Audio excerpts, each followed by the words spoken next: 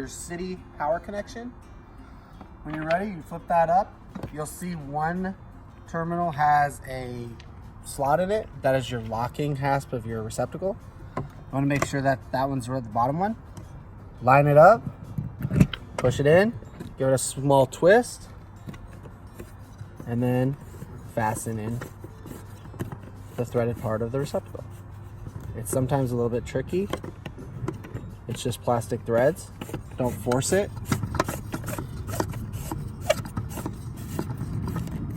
You're good. The water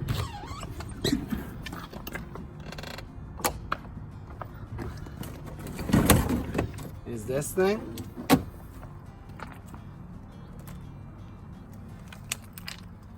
Just leave these on. This is the 90 adapter. It will always go into the city water connection. Not this one. Do not use this one. That's for the tank flush. Take it off and then just twist it on.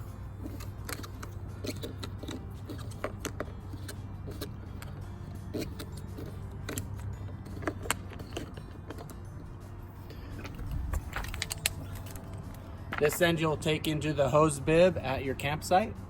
Always leave this on. This is the pressure regulator.